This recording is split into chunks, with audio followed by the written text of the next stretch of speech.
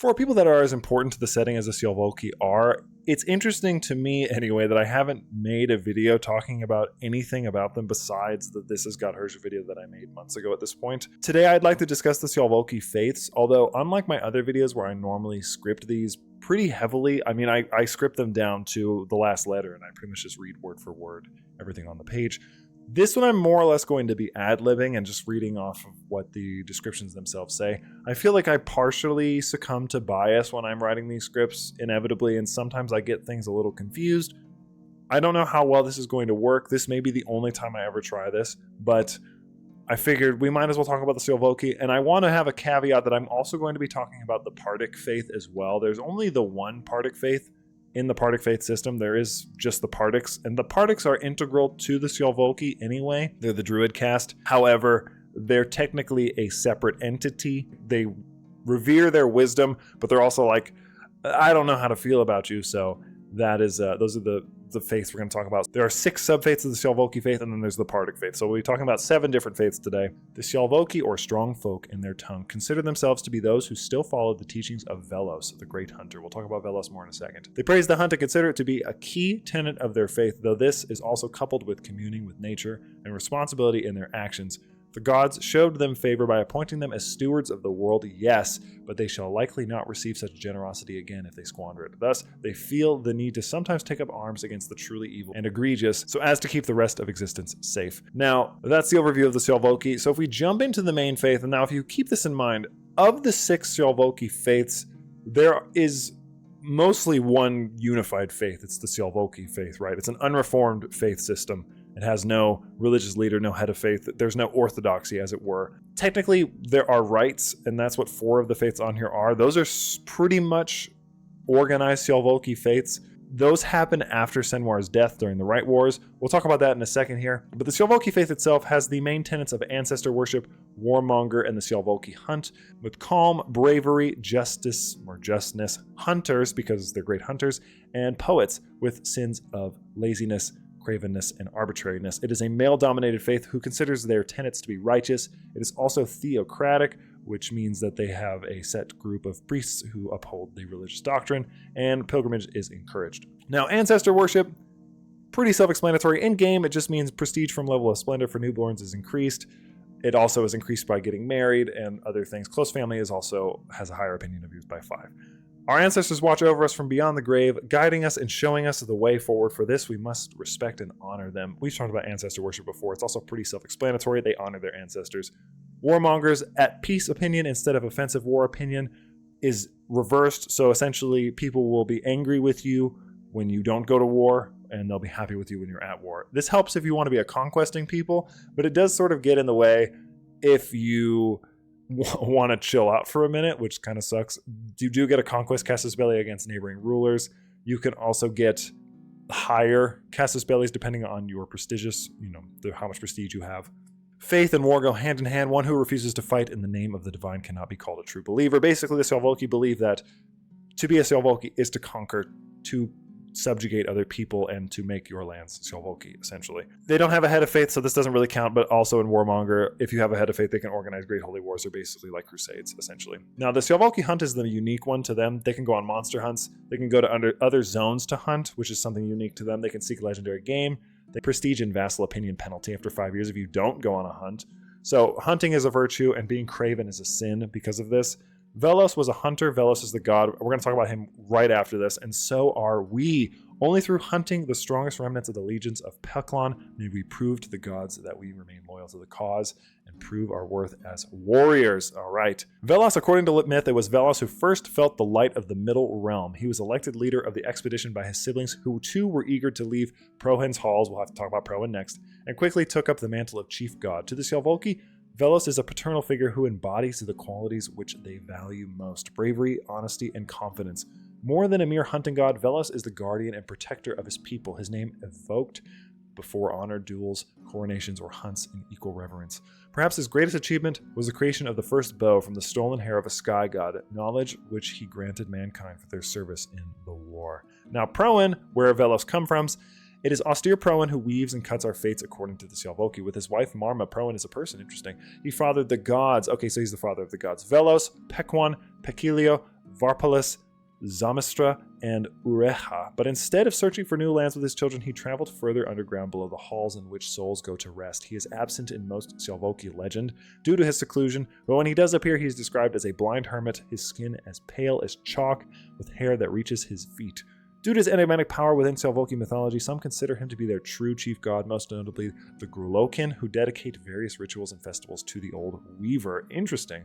There's obviously several other gods now that we're going to talk about. So we're going to talk about Marma, the mother of the gods and wife of the only weaver Proan. Marma is often interchangeable with Aeras itself, so she's sort of like a Gaia figure. Her nature is temperamental, responsible for bountiful harvest and devastating famine. Those who mistreat her great domain are doomed to suffer the consequences. Like her husband, she did not fight alongside her children in the war with the sky gods, and hence is largely indifferent to the lives of men. Despite this, many rituals are dedicated to her in an attempt to gain her affection. Pekwan was second in command to Velos in the war with the sky gods, and some may even say the greatest fighter of all of their siblings. Pekwan's skill with his sword Strigir is the subject of many a saga. However, this only made his fall the more tragic. So he's like Baldur. According to myth, Pekwan, during the course of the war, fell in love with the sky goddess, well, not exactly, and wished to marry her in the realm above. When his brother Velos heard of his betrayal, he was so filled with rage that he cut off all of Pekwan's fingers as he slept so that he may never wear a ring. Pekwan reached for Strigir, yet it simply fell out of his maimed hands. Velos' outburst of anger proved so disastrous as without Pekwan the war quickly turned to the sky gods' favor, forcing them to enter the negotiation table. When the bloody conflict came to an end and the gods gave gifts to mankind, brooding Pekwan gave the cruel gift of hunger and misery, so that the beautiful creation of the gods may wither and die. Despite this, Pekwan is still worshipped to some extent by the Sjalvolki. The gift of decay is what allows fallen warriors to enter the great halls of Velos, and some even sympathize with his tale. Understandably, he kind of got screwed over by his brother.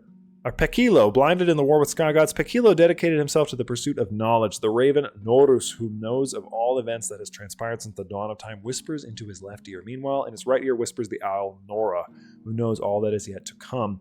Pekilo has no control over the past or future, but instead catalogs it in his Book of Days, its contents and location a mystery that not even Velos himself knows. In one saga, a shaman attempts to find the fabled tome, and against all odds, he is able to locate the cave in which Pekilo resides. To his utmost surprise, the deity hands him the book with no hesitation whatsoever. However, upon reading even a few pages, he is overcome with such dread that he resorts to clawing his own eyes out in desperation, his mind so warped that his words became maddened screams. That's metal as hell. Varpalis, humble Varpalis, is thought to inhabit all the lakes, rivers, and waterways, so he's like a water god which crisscross the Sjalvolki homeland, which they've left. It is the duty of the Sjalvolki anglers to leave an offering or portions of their catch to Varpalis so that he may replenish the waters in which they fish. He prepares those unable to be buried for the afterlife and transforms stillborns and children who die young into otters, who are said to look over their families. Despite this, women are taught not to bathe in water alone, as Varpalis has a reputation as a lecher, father of many of the demigods of Sjalvolki myth. Zamistra, youngest of the sons of Proan, Zamistra is worshipped for his sharp mind rather than his blade, often depicted as a traveling bard. It is the role of a Sjalvolki to always welcome strangers into their home, in case it may be Zamistra himself. He is credited as the first poet, a skill he taught to the Sjalvolki people. Zamistra is often shown as a trickster, preferring cloak and dagger to the typical honest and headstrong solution of the Sjalvolki. This puts him at odds with many of the virtues which his followers hold dear, making him particularly popular with those who fall outside the usual confines of Sjalvolki society, such as merchants and magi. And finally, Ureha, the youngest sibling and only sister of Velos, is one of the most important figures in the whole of Sjalvolki mythology. Disturbed by the constant fighting between her brothers over how the world should be formed, she decided to make more amiable company. With her own hands, the first humans were sculpted, but soon after, the other gods began to use her creations in their own quarrels. So distraught with the violence which befell her people, she fled to the lands which had yet been seen. Unbeknownst to her, however, she was watched by the callous sky gods, and so from above she was taken to dwell among the clouds. So distracted were her brothers that mountains moved before they noticed her absence. By this time she had grown accustomed to her new home, but still harbored a longing for the land below the sky. A brutal yet inconclusive war between the sky gods and the earth gods was fought over Ureha, where mankind was instrumental. It was agreed upon, however, that Ureha may spend half the year in the sky realm and the other half below, so she's essentially Persephone. Her arrival in the middle realm is marked by the largest of the Sjalvolki festivals, celebrating the coming of spring. So it's sort of like the opposite of the Hades story, where Hades kidnaps Persephone and Demeter, causes winter to happen, but half the year she comes up, and that's when you get, I think it's spring and summer. Interesting. So those are the gods of the Sjalvolki faith. Now we have covered them. Let's go back into the teachings itself. So we've talked about the ancestor worship, warmongering, and Sjalvolki hunt. That's usually what we cover here in this. We have We have 5 different holy sites. We have Black Pass, the Elysian Pass. Elysian Pass kind of makes sense. That's where they had their great victory against the Adversarians. I don't know if that's why they worship it. It very well could be. However, we're going to read the text. The Elysian Pass is an unremarkable crossing between the village of Vethia to the east and the fortress of Thamastro to the west, several leagues west of the principal route south into the empire. The road itself was laid in the 5th century and has seen little developments since, besides locals, soldiers moving between imperial forts, and merchants choosing to avoid the main highway for one reason or another. The pass, named due to its situation between 2 hills, gained infamy during the war which took it as its namesake. It was here that the Witchbreaker met 26 Adversarian legions plus thousands of auxiliary troops from Adversaria and abroad in what was the single largest congregation of Adversarian soldiers in memory, and the first sign of imperial unity against the Sjalvolki since the beginning of the migrations, or when they fled the fog, basically. It was also here that only 4 legions managed to limp away, the majority of the soldiers sent north never to return, with the Sjalvolki army nearly untouched. Travelers generally avoid the area, believing it to be haunted or worried that the Sjalvolki use of fog magic may have poisoned the land. Those that do visit generally find the lack of anything remarkable, which is the most remarkable feature of the area, though armor, weapons, and bones litter the countryside. So pretty metal. Obviously nobody wants to go there because, it has such an ominous reputation, the Sjalvolki. As we've talked about in the This Is Godherja video, they used fog magic to essentially absolutely destroy the Adversarians and yeeted them, basically. So there's several passes, and I'm assuming they all have similar meaning for the Sjalvolki. I don't actually know, but we do have 2 other ones that we can ascertain. Enemy City is just a race pole, so it makes sense that they see this as a holy site of conquest for themselves because that's a huge part of their religion. I'm not going to read a race pole's text, but we also have Velostad, which is a temple. It is a great temple dedicated to Velos. Velostad was created by a joint effort of multiple Sjalvolki rulers to consecrate their new holdings in the names of their highest god. I believe it is a stave temple of some sort, or at least I assume it would look like one, giving the cultural, the real-life cultural counterparts of the Sjalvolki.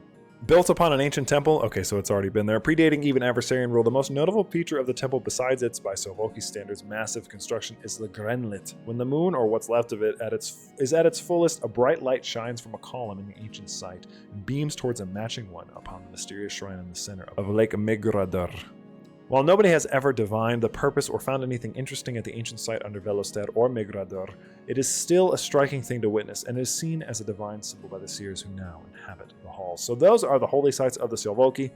Pretty interesting. At the start of the game, they only start with Velostad, but it's pretty easy to get Elysian Pass considering how close it is. Obviously, we don't usually talk about the faiths on a meta in-game level, but there you go. That is the Sjalvolki faith. That is easily the largest of all of these, as it has 185 counties as well. The only other one that is active, and I don't usually use that word because technically they can become active at any time, but the Prasnarva have 2 counties, and they are hostile to the Sjalvolki, the main Sjalvolki faith. The Prasnarvi interpret certain stories about Velos drinking the blood of his fallen prey to learn the secrets of life in a literalist context, and take drinking blood to be a sacred and important religious duty. Through this, they believe that they may taste the souls of the dead and learn their secrets, just as their patron god once did. So they believe in their core tenets of human sacrifice, warmonger, and ritual cannibalism. You can ascertain all of those. I'm not going to read the text for those. Human sacrifice just means they sacrifice humans, and it allows you to raid for captives as a casus belli. Ritual cannibalism, again, it's not considered criminal. You can be a cannibal. We've already talked about warmonger. Their virtues are calm, bravery, justice, cannibal, of course, and poets. And they dislike or consider sinful laziness, cravenness, and arbitrariness. It is male-dominated, righteous, theocratic, and encouraged pilgrimage. So kind of similar to the other Sjalvolki faith, although obviously in a horrifying manner because they like to eat people. Although it makes sense why they do. I mean, it's not like I'm dissing them or anything. I understand where they're coming from. They have the holy sites of Blackfast, Stymphanius, Enemy City, and Mountain Watch. Now, again, I cannot ascertain. I don't know why certain ones of these are on here. I have not looked. Again, I'm doing a lot of this off the cuff, so I don't have some of the prerequisite lore. I've not looked into it. If somebody wants to clarify in the comments, it's totally fine. You don't necessarily need to know every time why something is a holy site, because sometimes it's kind of self-explanatory, like Velostad or the Elysian Pass or the Enemy City. Those all make sense.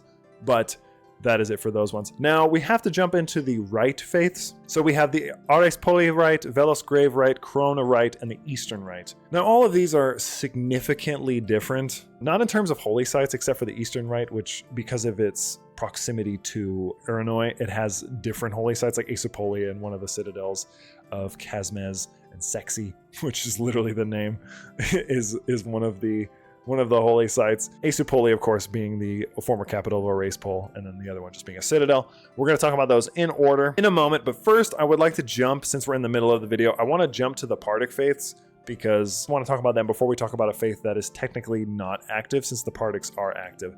So the Partic faith is less a traditional folk religion and more a system of beliefs permeated at every level with the study of magic. It believes in a mysterious being called Surfly in a forgotten tongue, usually translating into other languages as the Great. All things tangible and intangible emanate from the Great, and to the Great all things shall return. There is also a pantheon of more traditional gods believed to be absorbed from other indigenous faiths, but they are treated as mere emanations of the Great and lesser deities.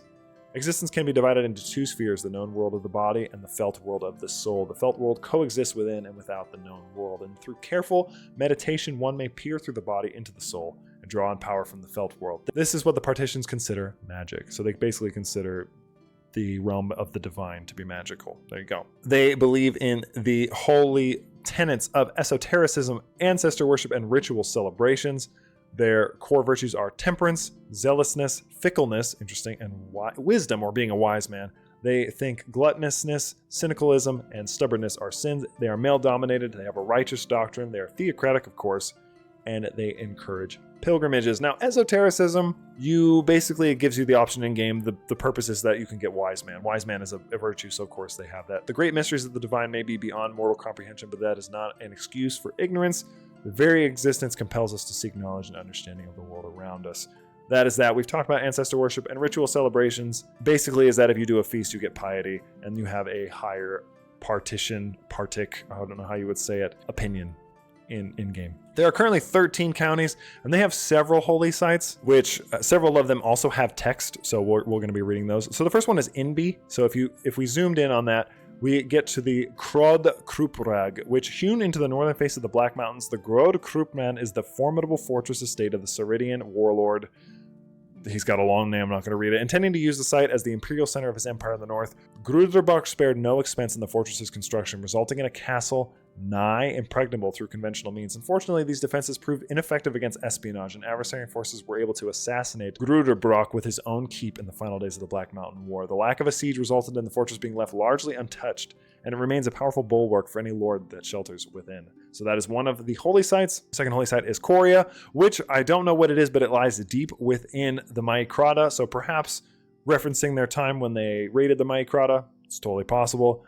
The third one is the Yarencourt, which the Yarencourt, or the Fortinwarns, is the Black Forts and the Marcher nickname for the mass series of fortifications along the borders of the Lichdoms. Named after the black, dead soil of the northern realm, the forts are not a singular construction, but hundreds of often interlinked fortifications stretching across nearly all of northern Sjalvolki. Trench lines, forts, holdout positions, siege fortifications, moats, garrisons, killing fields, fields of traps, and chapter houses to dozens of anti-magic orders, both minor and major, all make up the Black Forts. From these fortifications, marchers have held off the endless waves of undead for generations. Now, I'm assuming for this one, it's purely because they hold off the Lichdoms, which I would assume the Partics are in opposition to. It is interesting to note, however, I am putting the Partics in this video, but they are hostile to the Sjalvolki. Just as an FYI, I'm going to throw that in here now. Number 4, we have Serranos, which is the sunken tower, seemingly an ancient two-storied structure poking out of the Konjik Manor swamps. The efforts of adversarian archaeologists Denthon Cathenix in 1171 revealed that the structure is actually one of the great towers which dot the world as places of magical power. Denthon theorized using a mix of science and magic that the tower would stand at roughly 100 stories were it to be unearthed. Of course, as Cathenix eventually learned, the tower is still active even if buried, and anything nearing it seems to die, their heart giving out and the swamps rapidly dragging them below the depths. And many of the corpses seen bobbing just under the swampy waters around the tower wear clothing of thousands of years out of style. So a bit grim, very esoteric, this faith. A lot of their cultural sites seem to be, or their holy sites seem to be places of great power, great magic, great potential. Baisova, which is actually where the eye is located, is one of their holy sites. We've talked about the eye in other episodes, so I'm not going to read that. Kervin, which is also in the Maicrata, I believe. So again, another site that is probably just in reference to the power of the Maicrata itself. And the Eternal Grove, which is an ancestral grove that the Sjalvolki used to, if I'm not mistaken, the Partics and the Sjalvolki used to actually reside there. And if I'm not mistaken, again, there's a giant tree that exists in the Eternal Grove. But obviously that's in the Foglands now, so there's very little chance of you being able to go out there and actually take that back. Although, I guess we'll have to see what happens in future start dates. But that's the Partic faith. Again, technically hostile to the Sjalvolki. They are an organized faith, but because of how integral they are, I mean, if you look at the Sjalvolki religious map, you can see them in there. They're all over it, and I mean, they exist, right? They're a big part of what makes the Sjalvolki important. So there you go. I do want to point out, though, that I don't think that the Druids are necessarily exclusive to the Partics. I'm pretty certain that that's in fact not the case, and I'm fairly certain that the shaman Yarog Croweye of the Sjalvolki and Peric, he is actually a Sjalvolki faith, like he's based in the Sjalvolki faith, but he also knows Silent Speak. So just as an FYI to everybody who is curious about it. Technically, I know somebody's going to be mad about me putting them in here again. I apologize. If I'm incorrect, you're at least getting the Partic faith in here. It's fine. So the other 4 faiths that we have to talk about now are the rites, which are obviously important because they are what happens during the codification and reformation of the many different faiths of the Sjalvolki faithful after the death of Senwar and the Rite War is beginning, basically when the Sjalvolki and Peric collapses and it has to reform itself. That's what happens. One of the faiths will form, or multiple faiths will form, I assume. I've not seen it happen in game personally, but that is what you can expect. So the first one is the Ores Poier rite, which the Ores Poier rite is the codification and reformation of the many disparate faiths of the Sjalvolki faithful, founded by a radical shaman. The preacher called for the need of a codified book of faith, along with strict hierarchy of priests and shamans to lead the faithful. Often considered inspired by the religions of the martyrs and structural aspects of the defeated faiths of the Adversarians, the Ores Poier rite is a merging of the dozens of different disparate Sjalvolki faiths with the hierarchical structure one would expect of a modern and entrenched religious movement. Despite the structural organization, its founders actively argued against the need for a central organization to maintain the faith, and instead demanded an anarchy of belief in which each adherent would form their own specific path towards salvation in the final war. They value the tenets of monasticism, the vows of poverty, and the Sjalvolki hunt. Their virtues are temperance, generosity, calm, bravery, justice, hunter, and poet, so a lot of those similar to both the Marchers and the Sjalvolki's original one. Gluttonous are their sins. Gluttonous, greedy, laziness, cravenness, and arbitrariness are their sins. Again, this is still male-dominated, righteous, theocratic, and encouraged. So monasticism essentially means that you can become a monk. That's the biggest gameplay difference. It just means they live in monastic societies. Vows of poverty means that generousness is a virtue, greedy is a sin. Money corrupts the heart of men and pushes them away from the true faith. We must shun the acquisition of material wealth if we are to focus on what really matters. We've talked about Sjalvolki hunt before. Holy sites are Black Pass, Stymphanius, I guess is how you would say it. Enemy City, which is a race pole, Mountain Watch, and Velostad, which is of course the Temple of Velos. The second of the rite faiths is the Velosgrave rite. The Velosgrave rite derives its name from the conclave of Velosgrave, the ancient priesthood that administered the holiest sites in the Sjalvolki faith and once held a preeminent religious role in their pre-migration world. Though it is also sometimes referred to as the Piety rite, the loss of the Velosgrave itself to the fog would see a sharp decline in their power and prestige. However, and throughout most of the conquest, they would find themselves clinging to the court of Senwar in a respected advisory role, but little more. With the onset of the Great Reformation, however, the group would see its fortunes dramatically surge. Ardent early supporters of the movement, they would ultimately break away from the Ores Poier rite as they attempted to codify themselves as the new legal heads of the religion.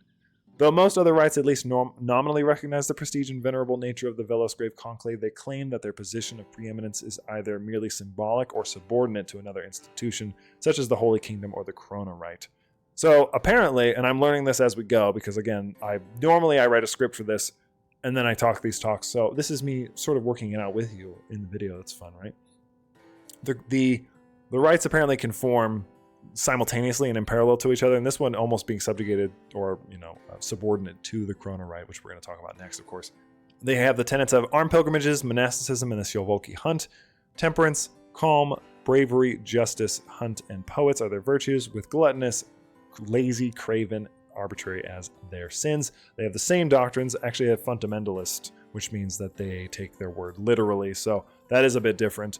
Just sort of like, I think they're the first ones on this list to have fundamentalists. Armed pilgrimages, it basically just costs you less in game to declare holy wars. That's the biggest difference. I also think you can get more glory from accolades. I hate using accolades in game personally.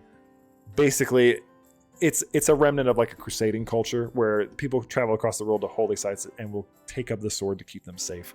That's armed pilgrimage. Kind of like, I think a lot of the Agionists have armed pilgrimages, so we've talked about that before. We've talked about monasticism and the Sjalvolki hunt. Their holy sites are Black Pass, Stymphaneus, Henemy City, Mountains Watch, and Velostad. So the same ones as the Erased Poier Rite. The Chrona Rite also has the same one, so I won't even mention them when we get to that one. The Eastern Rite, however, are different, so we'll read those off when we get there. Next, we have the Chrona Rite, also known as the Crown Rite or Authority Rite, traces many of its fundamental theological origins to the formation of the Empiric itself. Though initially understood to be only a temporary arrangement, a number of heavily disputed and possibly apocryphal statements made by Senmar and his closest association through his reign would later come to serve as the fuel for one of the most bitter and divisive conflicts in the Sjalvolki religion, namely the nature of the High Kingdom itself and its authority over spiritual affairs. So this seems to be the main rite then in the Rite Wars that happened. The Cronus, unlike the Erased Pole and Velogris rites, claim that the High Kingdom was in fact never intended to be a unique entity, and that it was instead an example that a mighty secular ruler must be the head of Sjalvolki world, albeit in the form of a successor Holy Kingdom, rather than some mad attempt to revive the Empiric itself. Interesting. Though not initially openly anti-clerical, ensuing conflicts with the Velisgrave rites would see it adopt an increasingly hostile position towards the power of the clergy, namely that the faithful should be led by the most worthy of secular lords rather than be in the hands of possible hedonistic and scheming spiritual class who threaten to destroy the faith for lust of power. I like this one. That actually makes a lot of sense. So they basically like put the power back into the hands of like a king, a holy king, essentially. They have a head of faith, unlike all of the other ones. Actually, apparently the Velisgrave also had a head of faith, the Council of Velisgrave. We didn't talk about that, but there you go. Their tenets are monasticism, ancestor worship, and the Sjalvolki hunt, which you will notice is very similar to most of the other rites at this point. Their virtues are temperance, calm, bravery, justice, hunt, and poetry. Sins are gluttony, laziness, cravenness, and arbitrariness. Main doctrines are male-dominated, fundamentalist, lay clergy, which is interesting because a lot of these, I think all of these before this have been theocratic. So they have lay clergy, and they have encouraged pilgrimages. So I like this one a lot. They have the same holy sites. This is interesting. So they want to form basically a holy kingdom where people are sort of free to be culturally themselves below, but maybe not free to be religiously themselves. That's quite interesting. That's an interesting one. And finally, we have the Eastern Rite, which is probably the most unique of the rites as far as I can tell. From the Erased Poier Rite, the Eastern Rite was formed due to the great distance from the spiritual strongholds in Oedipusea to the eastern regions of Aranoi. Oedipusea being where Erased Pole is, Aranoi being where like Aesopoli is. Again, if you want further context, Oedipusea is where Aethrace was, Aranoi is where Axiothea was. There you go. With the Eastern faithful thrown into chaos with the Velosku and the rapid onslaught of religious infighting, the spiritual class of the East attempted to sidestep further doctrinal conflict by working with spiritual lords to find a middle ground for their faith. As such, the Eastern Rite is a strange mix of spiritual and secular control, with a spiritual head over a decentralized system of priests who share control with their lords alongside them. This is called the Reformed Velocate. That's kind of an interesting system, so it's sort of like an equal kingdom / religious rule. Weird. Due to their differences, the Eastern Rite is incredibly permissive, the founding ideals of the faith and the confusion of its creation leading to many laws and rules of faith being conspicuously absent or lenient. Interesting. They have a pluralist doctrine because of that, so that is interesting. Their core tenets are monasticism, ecclesiarchy, which we have not talked about, and the Sjalvolki hunt. Their virtues are temperance, calm, bravery, justice, hunter, and poetry. Same sins as most of the other ones: gluttony, laziness, arbitrary, and cravenness. Ecclesiarchy gives you +1 yearly favor per holy site. You also get bonuses upon completing pilgrimages. That's in-game. Our holy sites are more than just sacred places. They are the very seats of power from which our religious leaders rule. So the ones we've talked about so far, they have Stymphaneus, which seems to be pretty close to Elysian Pass. I don't actually think it's the same thing, but Stymphaneus is one of them, as well as the Enemy City, which is just a race pole. Their other ones are one called Sexy, don't demonetize me, that's what it's called, which could just be a word for six, I'm not sure. And they have the Citadel of Casmez and Aesopoli. Citadel of Casmez we'll read in a second, but Aesopoli, if you were to read the text of that rite, or of that area rather, you would read about the harbor that they have there. It has a giant, massive, important trade harbor. Now, in the other place, because it's a citadel, the only holy site is actually a cathedral. Who originally, well, it's a destroyed cathedral actually. Who originally built the Citadel of Casmez and its attached temple is a question that still has no definitive answer. Most scholars agree that the site benefited greatly from Emperor Partharian's patronage starting around 200 IS. But debates are still ongoing as to whether he had actually built the core of the structure or Mountain Sun Temple splinter factions, as has been suggested numerous times. In any case, it would quickly become one of the greatest and most prosperous pilgrimage sites of the South, and the Agiocrata in general, in the following 2 centuries even rivaling the likes of Vonil and Thabastro. Its stint as a major spiritual center would come to a rapid end in the chaos of the 7th century, which we are going to be talking about a little bit more here in the near future. However, as it was the first defiled by Count Thamos for an arcane rite in 503 and then further stripped of any valuables by the desperate, penniless governate of Opacasia a few decades later. Which this is technically an Opacasia.